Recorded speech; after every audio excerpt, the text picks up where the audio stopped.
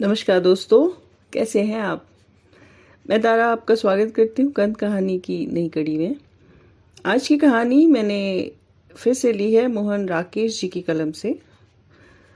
मोहन राकेश जी का जन्म 8 जनवरी 1925 को हुआ और उन्होंने 3 जनवरी 1972 को इस दुनिया से विदा ली। वे हिंदी के बहुमुखी प्रतिभा संपन्न नाटक लेखक और उपन्यासकार थे। पंजाब विश्वविद्यालय से हिंदी और अंग्रेजी में एमए किया, अध्यापन भी किया। कुछ वर्षों तक सारिका के संपादक भी रहे। उन्हें संगीत नाटक अकादमी से सम्मानित किया गया। वे मूलतः एक सिंधी परिवार से थे। उनके प्रमुख उपन्यास में अंधेरे बंद कमरे, अंतराल, न आने वाला कल प्रमुख हैं। तो शुरू करती हूँ मोहन राकेश जी की लिखी लघु कहानी जीनियस। जीनियस कॉफी की प्याली आगे रखे मेरे सामने बैठा था। मैं उस आदमी को ध्यान से देख रहा था। मेरे साथी ने बताया था कि यह जीनियस है और मैंने आसानी से इस बात पर विश्वास कर लिया था। उससे पहले मेरा जीनियस से प्रत्यक्ष परिचय कभी नहीं हुआ था। इतना मैं जानता था कि अब वह पहला जमाना नहीं है कि जब एक सदी में कोई एक आध ही जीनियस हुआ करता था। आज के जमाने को जीनियस पैदा करने की नज़र से कमाल हासिल है। रोज कहीं ना कहीं किसी न किसी जीनियस की चर्चा सुनने को मिल जाती है। मगर जीनियस की चर्चा सुनना और बात है और एक जीनियस को अपने सामने देखना बिल्कुल दूसरी बात है। तो मैं उसे गौर से देख रहा था। उसके भूरे बाल उलझकर माथे पर आ गए थे। चेहरे पर हल्की हल्की झुर्रियां थी। हालांकि उम्र 27-28 साल से ज्यादा नहीं थी। होठों पर एक स्थायी मुस्कुराहट दिखाई देती थी, फिर भी चेहरे का भाव गंभीर था। वह सिगरेट का कश खींचकर नीचे का होंठ जरा आगे को फैला देता था, जिससे धुआं सीधा जाने की बजाय ऊपर की तरफ उठ जाता था। उसकी आंखें सहज भाव से सामने दिख रही थी। हाथ मशीनी ढंग से कॉफी की प्याली को होठों तक ले जाते हल्का सा घूंट अंदर जाता था और प्याली वापस सौसर में पहुंच जाती थी। कई क्षणों के बाद उसके मुंह से यह स्वर निकला। मुझे लगा कि उसकी हूं साधारण आदमी की हूं से बहुत भिन्न है। मेरे मित्र आपकी बहुत प्रशंसा कर रहे थे। मैंने वक्त की जरूरत समझते हुए बात जल्दी से शुरू की। जीनियस के माथे के बल गहरे हो गए और उसके होठों पर मुस्कुराहट जरा और फैल गई। मैंने इनसे कहा था कि चलिए आपका परिचय करा दूं, मेरे साथी ने कहा। साथ ही उसकी आंखें झपकी और उसके 2-1 दांत बाहर दिखाई दे गए। मुझे एक पल के लिए संदेह हुआ कि कहीं यह संकेत खुद उसी के जीनियस होने का परिचायक तो नहीं, परंतु दूसरे ही पल उसकी सधी हुई पोजीशन देखकर मेरा शक जाता रहा। जीनियस एक पल आंखें मूंदे रहा, फिर उसने इस तरह चकित होकर आंखें खोली जैसे यह एक निश्चय न कर पा रहा हो कि अपने आसपास बैठे हुए लोगों के साथ उसका क्या संबंध हो सकता है। उसके फैले हुए होंठ जरा सिकुड़ गए। उसने सिगरेट का एक कश खींचा और तंबाकू का धुआं सरसराता हुआ ऊपर की ओर उठने लगा। उसने कहा, देखिए ये सिर्फ आपको बना रहे हैं। मैं जीनियस वीनियस कुछ नहीं, साधारण आदमी हूं। मैंने अपने साथी की तरफ देखा कि शायद उसके किसी संकेत से पता चले कि मुझे क्या कहना चाहिए, मगर वह दम साधे पत्थर की बुत की तरह गंभीर बैठा था। मैंने फिर जीनियस की तरफ देखा। वह भी अपनी जगह निश्चल था। बुशर्ट के खुले होने से उसकी बालों से भरी छाती का काफी भाग दिखाई दे रहा था। वह कॉफी हाउस का काफी अंधेरा कोना था। आसपास धुआं जमा हो रहा था। दूर जोर जोर के कहकहे लग रहे थे और हाथों में थालियां लिए छायाएं इधर उधर घूम रही थी। मैं आज तक नहीं समझ सका कि कुछ लोग जीनियस क्यों माने जाते हैं। जीनियस ने फिर कहना आरंभ किया, मैंने बड़े बड़े जीनियसों के विषय में पढ़ा है जिन्हें लोग जीनियस समझते हैं। उनकी रचनाएं भी पढ़ी हैं। उनमें कुछ नाम हैं जैसे शेक्सपियर, टोल्स्टॉय, गोर्की और टैगोर। मैं इन सबको नॉर्मली समझता हूँ। मैं और भी ध्यान से उसे देखने लगा। उसके माथे के ठीक बीच में एक फूली हुई नाड़ी थी जिसकी धड़कन दूर से ही नजर आती थी। उसकी गलौटी बाहर की ओर निकली हुई थी। बाईं आंख के नीचे हल्का सा फफोला था। मैं उसके नक्शे अच्छी तरह जहन में बिठा लेना चाहता था। डर था कि हो सकता है फिर जिंदगी भर किसी जीनियस से मिलने का सौभाग्य प्राप्त न हो। शेक्सपियर सिर्फ एक वार्ड था। 2 कश खींचकर उसने फिर कहना आरंभ किया, और अगर मरलो वाली कहानी सच है तो इस बात में भी संदेह है कि शेक्सपियर था।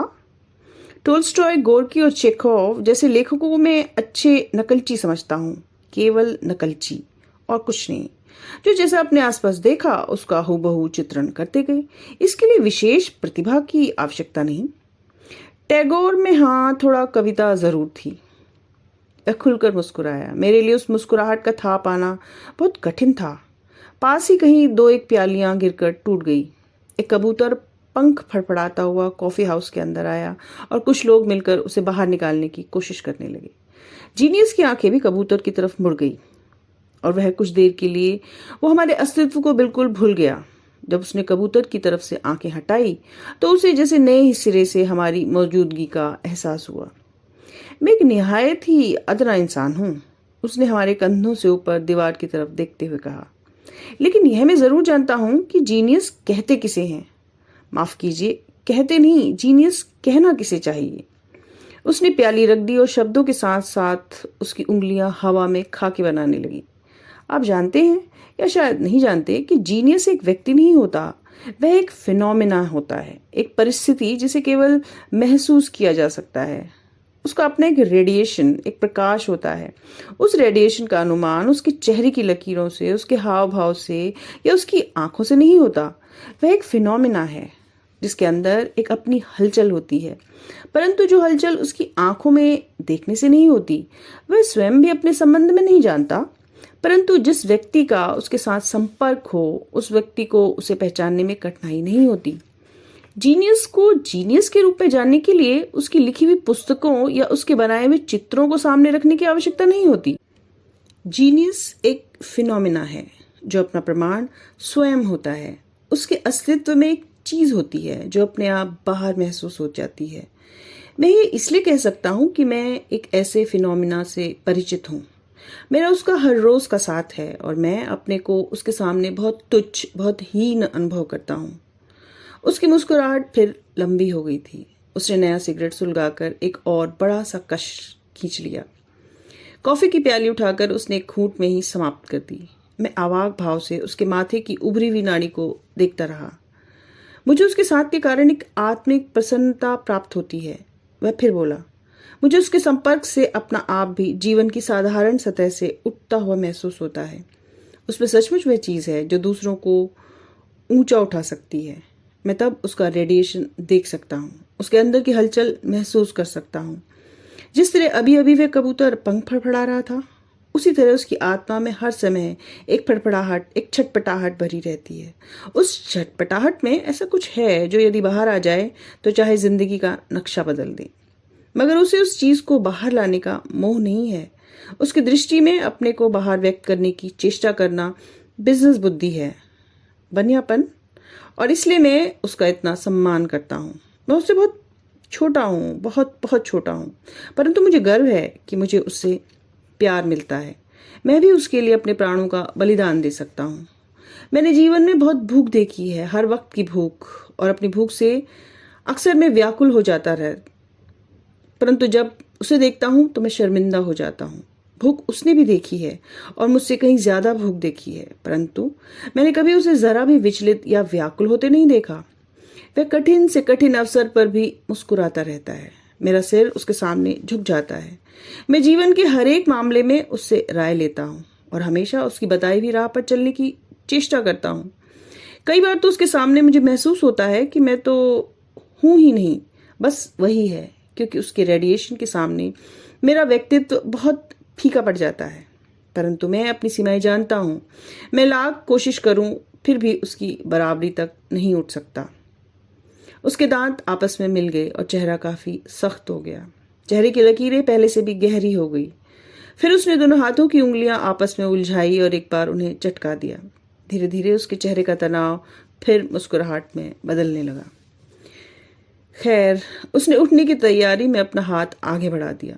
मैं अब आपसे इजाजत लूंगा। मैं भूल गया था कि मुझे एक जगह जाना है।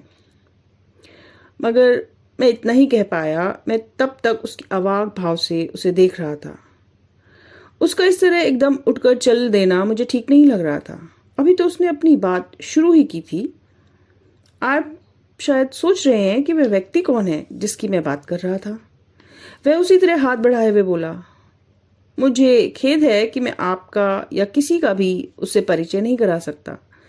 मैंने आपसे कहा था ना कि वह एक व्यक्ति नहीं, एक फिनोमिना है।